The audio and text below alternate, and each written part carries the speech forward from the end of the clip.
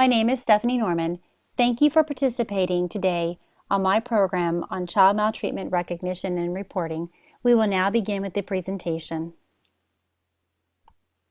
Recognizing and reporting child maltreatment. Why is it important? In order to prevent harm to children, it is important to understand how to recognize and report child abuse and neglect. Reporting abuse and neglect may also assist families in receiving necessary services, or it may help disrupt or terminate a cycle of maltreatment.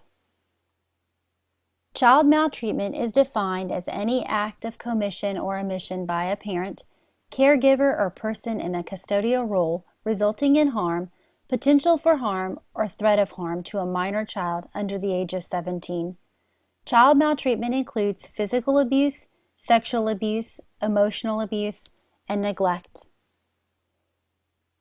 Herbert Ward once said, "Child abuse casts a shadow the length of a lifetime."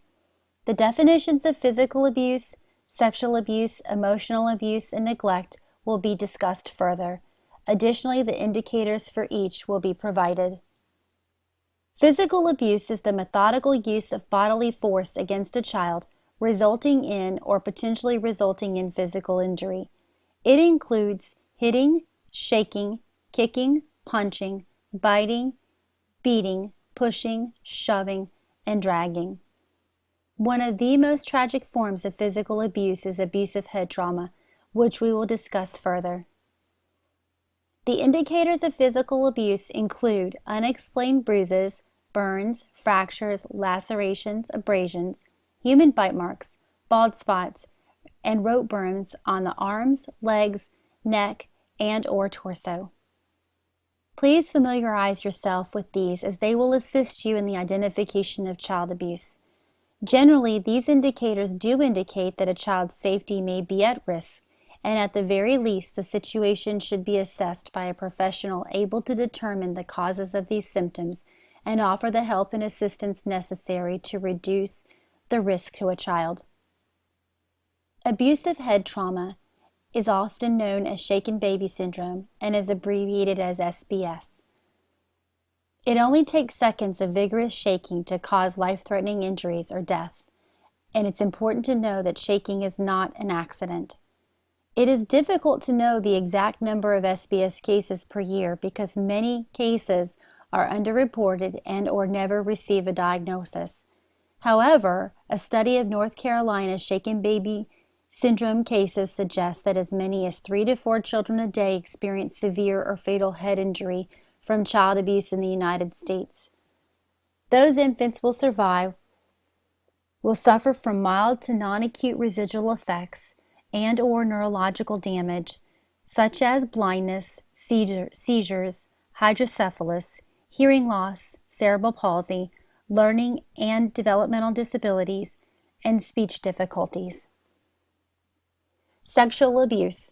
Sexual abuse is any completed or attempted sexual act or sexual act with a child by a caregiver. It also encompasses exploitation of a child by a caregiver. Sexual abuse often manifests in behavioral indicators rather than physical indicators. Indicators include suicide attempts, poor academic performance, eating disorders, and chronically running away. Emotional abuse. Emotional abuse, also known as mental abuse, is defined as intentional caregiver behavior suggesting to a child he or she is worthless, flawed, unloved, or unwanted. It can either be continuous or episodic and includes terrorizing, berating, and isolating. Emotional abuse ignores the child's developmental needs, thus placing the child at risk for psychological morbidities. Physical indicators include speech disorders, lags in physical development, failure to thrive, asthma, severe allergies or ulcers, or substance abuse. Behavioral indicators include habit disorders such as sucking or biting, conduct disorders, neurotic traits, and behavior extremes. Examples of emotional abuse include recurring incidents of ridiculing, demeaning, and making derogatory remarks. Also, wishing a child had never been born or shunning a child is also indicative of emotional abuse. Child neglect. Child neglect occurs when the parent or caretaker also fails to provide necessary care, which may be food, shelter, medical care, or the parent or caretaker engages in substance abuse and the abuse impacts the care of the child, or the parent or caretaker fails to provide supervision. Each of the types of child neglect will be discussed individually to provide you with a better understanding of each. In the right-hand corner of the slide, you see two images of the brain. The image to the left is the normal brain of a 3-year-old child. The image to the right is a 3-year-old child who has suffered extreme neglect. Please take note of the differences in the brain development. Later on, I will explain how child maltreatment affects the overall health of a child. Child neglect. Physical. Physical neglect is failure to provide the child with physical needs such as nutrition, shelter, hygiene, or clothing. Emotional neglect occurs when the child is ignored or is not provided an emotional connection. Medical or dental neglect is failing to provide the child with access to these services or failing to comply with medical treatments such as asthma medication. Educational neglect is failing to provide the child with federal or state educational requirements. The indicators of child neglect can be physical and or behavioral. Physical indicators include hunger, inappropriate dress, uncleanliness, lice, unattended physical or medical needs, lack of supervision. Behavioral indicators include frequent school absences or tardiness, and constant fatigue. The latest national child maltreatment statistics will be reviewed to provide you with a better understanding of how pervasive child abuse and neglect is nationally. Child maltreatment occurs at every socioeconomic and educational level.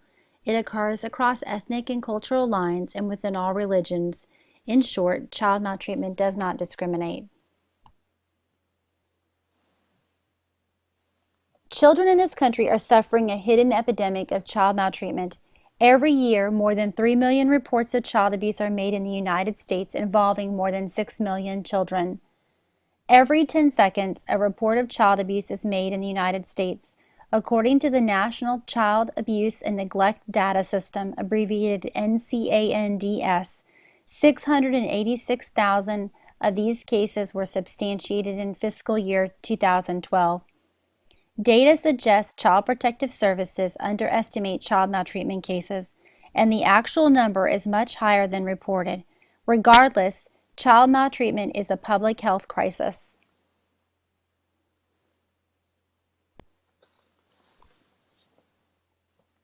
These percentages are calculated against the number of substantiated reports in 2012, which amounts to 686,000. It is important to note a child may see multiple types of abuse or multiple instances of the same type of abuse. As you can see, neglect is the most common type of child maltreatment with 78.3% of cases. Physical abuse accounts for 18.3% of the cases, followed by sexual abuse at 9.3% of the cases. Psychological maltreatment accounts for 8.5% of the cases, and medical neglect accounts for 2.3% of the cases.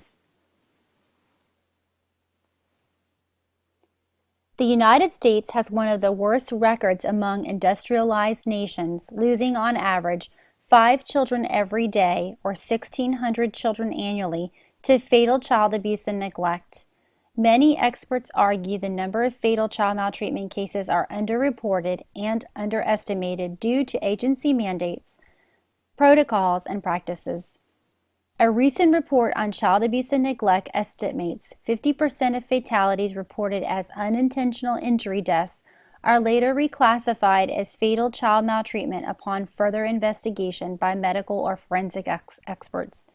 Additionally, it is reported that as many as 5 to 10% of cases of sudden infant death syndrome could be what is known as infanticide, with abuse or neglect as a contributing factor. The costs of child maltreatment. Estimating the economic burden associated with child maltreatment is significant for several reasons. First, economic estimates increase awareness of child maltreatment. Second, it places child maltreatment in the context of other public health problems. And third, It is useful in the economic evaluation of primary and secondary prevention programs. The lifetime economic burden resulting from new cases of child maltreatment, which includes both fatal and non-fatal, is estimated at $124 billion. Children identified as maltreatment or investigated for maltreatment incurred higher than 2,600 in Medicaid expenses when compared to children who were not identified. Based on calculations by Florence and colleagues, this implies an additional $5.9 billion in costs to Medicaid, which accounts for approximately 9% of all Medicaid expenditures for children. According to the CDC, the estimated average lifetime cost per victim of non-fatal child maltreatment is estimated at approximately $210,000. These costs are similar to other chronic health conditions.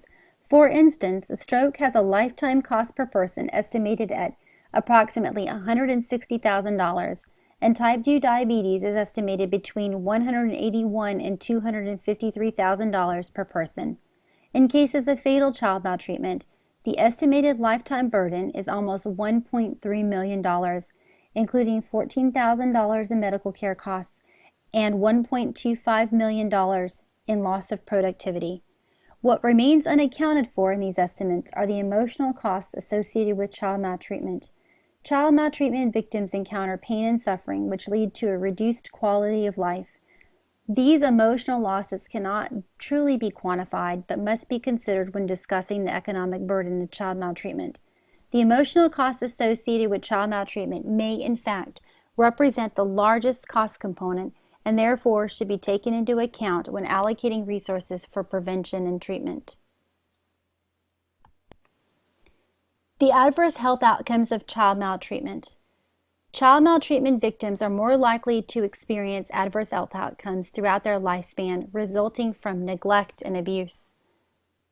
Experts contend child maltreatment is multi-layered and is associated with poor physical and emotional mental health, social difficulties, cognitive dysfunction, high-risk behaviors, and behavioral problems. Studies like the Adverse Childhood Experiences Study, abbreviated ACE, conclude there is a statistical relationship between the ACE score, which calculates childhood stress, to health and behavior outcomes. In other words, child maltreatment predicts the onset of physical and mental morbidities. It may also lead to premature death. In 2009, Brown and colleagues evaluated ACEs and premature death in adulthood. Brown concluded people exposed to ACEs are at an increased risk of premature death when compared to those without ACEs. The studies showing the relationship between child maltreatment and adverse physical health outcomes are staggering. Child maltreatment increases the probability of hospital-based management for asthma, infection, inflammation. Moreover, child maltreatment substantially contributes to chronic pain and obesity, which persists into adulthood. Additionally, child maltreatment early in life damages the brain by impairing cell growth, interfering with the formation of circuitry, and altering the neural structure and function.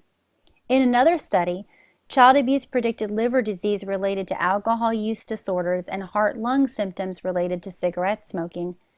Lastly, child abuse and neglect increases the victim's risk for developing diabetes, lung disease, malnutrition, and vision problems. Child maltreatment and mental health. Child maltreatment is directly associated with the development of DSM-IV mental disorders. Child maltreatment is significantly associated with mood, anxiety, and substance use disorders. Additionally, it increases the risk of behavior problems such as anxiety, depression, and aggression. It also increases the risk of post-traumatic stress disorder, which leads to intrusive thoughts and memories, sleep difficulties, and detachment. Lastly, child maltreatment increases the risk of attempted suicide for young adults. Child maltreatment and risky behaviors. Child maltreatment correlates with risky behaviors. Preteen children exposed to sexual abuse engage in overtly sexualized behavior, thus placing them at risk for sexually transmitted diseases, teen pregnancy, and prostitution. Additionally, child maltreatment victims are prone to juvenile delinquency, aggression, violence, and adult criminality. It also places the victim at risk for substance abuse, alcohol abuse, and cigarette use, noting many of these risky behaviors translate into physical comorbidities such as liver disease, diabetes, and heart and lung disease. The military and child maltreatment. In 2013, the Army Times brought this issue to its front page. These are the words of former Sergeant Kevin Randall Hill. She kept crying, and I slapped her across the head, which in turn made her more upset, and then I lost control. I began to shake her. I threw her onto the bed, where she rolled toward the window, hitting her head against the windowsill. I then lifted her up, threw her into her crib. She began crying even more. I dropped her to the floor, and I sat on her. Then I got up and laid on top of her, releasing the full weight of my body on her. She kept crying, so then I picked her up off the floor, placing both of her arms at her side, and bear hugged her very tightly, where her cry became faint. His daughter, Leah, was 5 months old at the time. Leah suffered multiple serious injuries and is requiring lifelong care for her disabilities. Military child maltreatment statistics.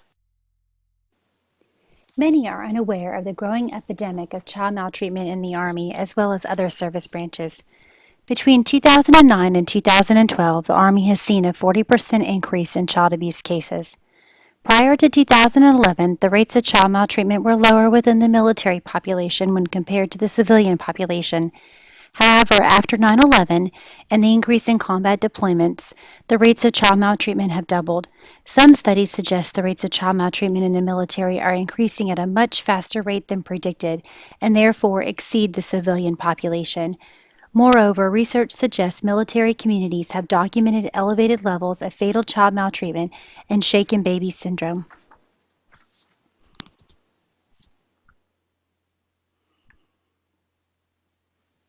The rate of occurrence of child maltreatment was twice as high during operational deployments.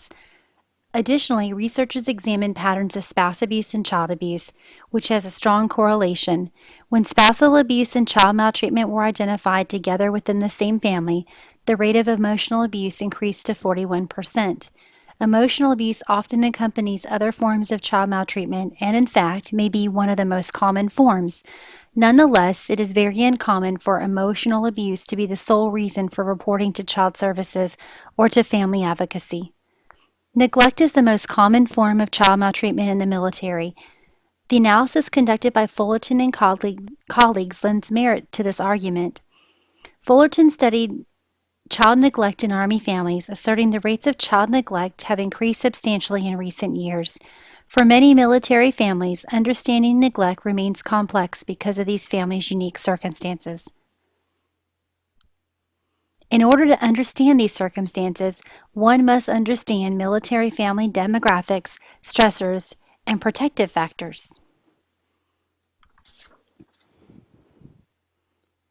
Military families share many similar demographics to the civilian population.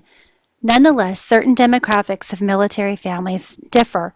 On average, military personnel marry and have children at a younger age when compared to the civilian population. Among junior enlisted personnel, 36% of men and 37% of women are married. It is estimated that 75% of all military children are younger than 11 years of age. In the Marine Corps, 47% of children in these families are preschool age.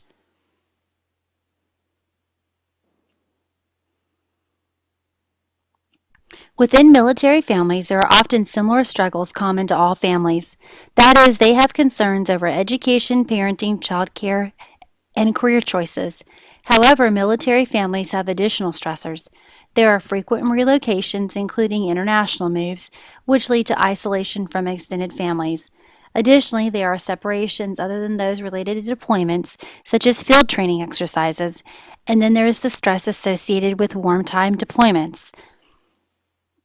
Military personnel returning from combat deployments have pervasive rates of trauma and other mental health conditions, such as PTSD, depression, traumatic brain injury, and substance abuse. Many of these stressors contribute to domestic violence and child maltreatment. Domestic violence and child maltreatment. It is believed domestic violence and child maltreatment often coexist within the same families, with estimates varying from 30 to 60%. In Army families, child maltreatment occurs twice as often in families with a history of domestic violence. Domestic violence and alcohol abuse are more extensive in military families than in civilian populations. Alcohol abuse correlates strongly with domestic violence, which in turn is associated with child maltreatment.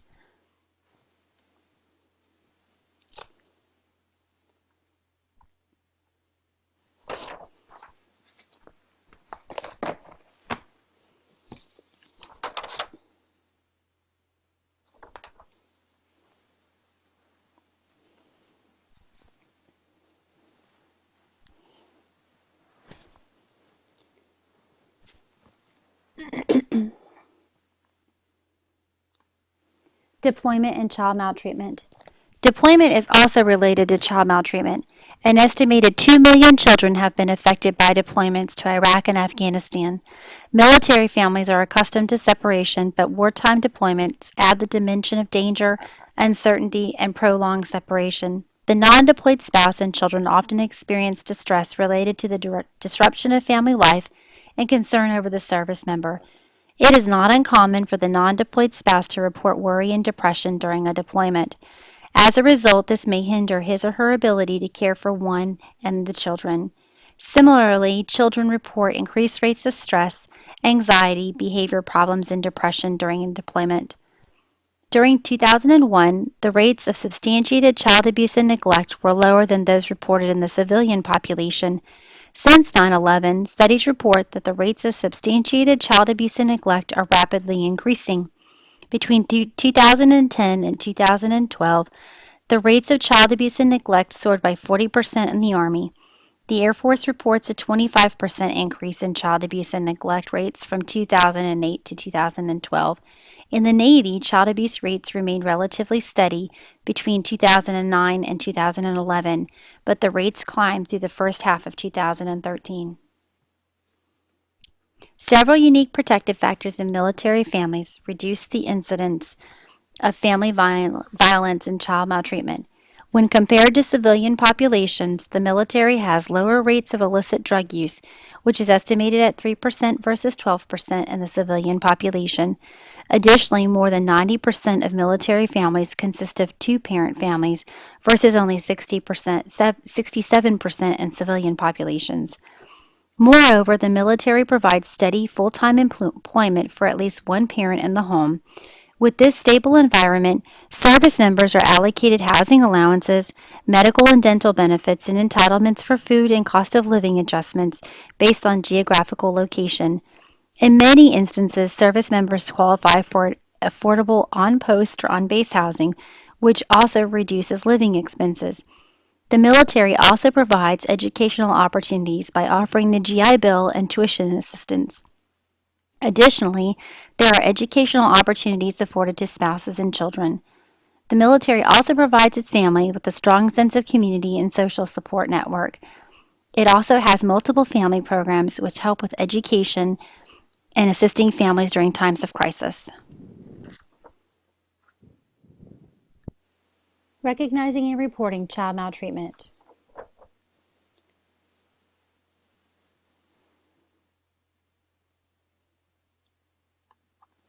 Child maltreatment prevention programs ideally want to intervene before the abuse and neglect has occurred. One can reasonably argue then recognition of child maltreatment is imperative to any prevention program. Recognition of child maltreatment promotes child safety, health, and welfare by reducing the likelihood of further abuse. Recognition also prevents the long-term health and social consequences attributed by abuse and neglect. Therefore, professionals who work with families all have a role to play in recognizing child maltreatment.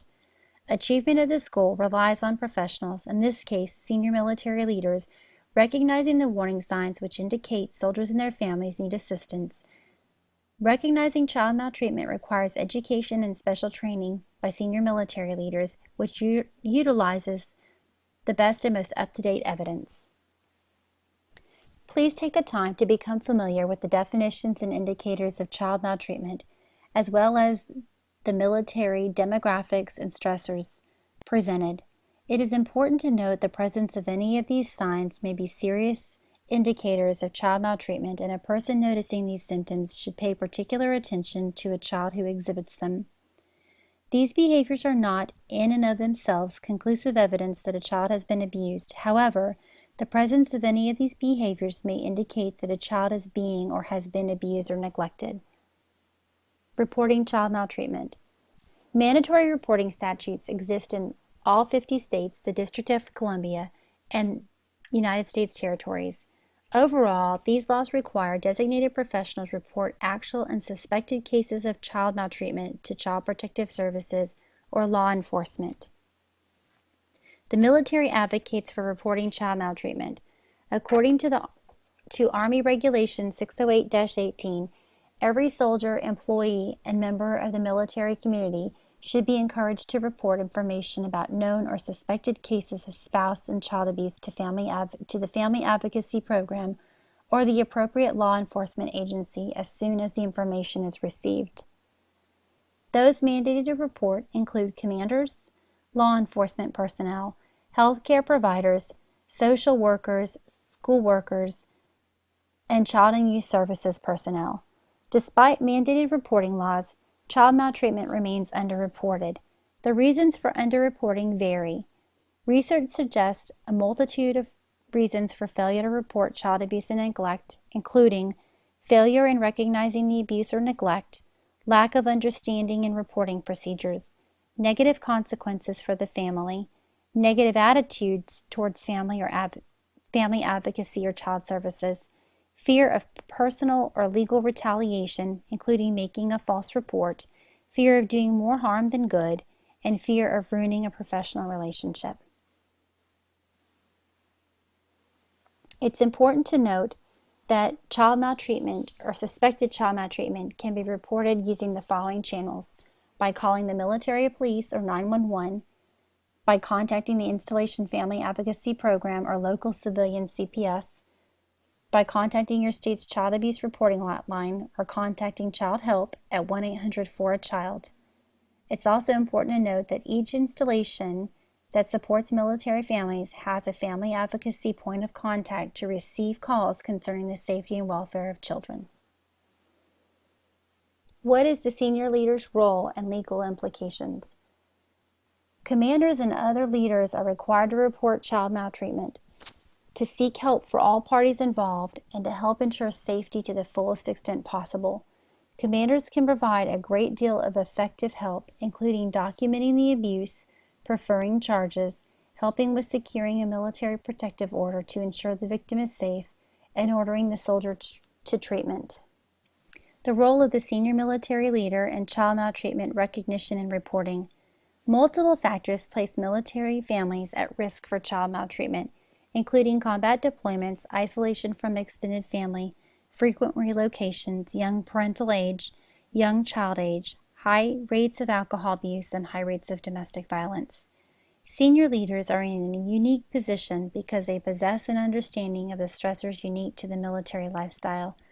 Additionally, senior military leaders are responsible for their command climate and the welfare of their service members, making this program crucial to the well-being of service members and their families. As a top-down organization, one can reasonably argue if child maltreatment recognition and reporting becomes a significant issue for the senior leaders, then it will become just as important to the service members within their organization. Final thoughts. A report of child abuse is made every 10 seconds. Nearly 5 children die each day from child maltreatment. 30% of abused children will go on to abuse their own, continuing the cycle of violence. You may be the child's only hope. If you suspect a child is being abused, please report it.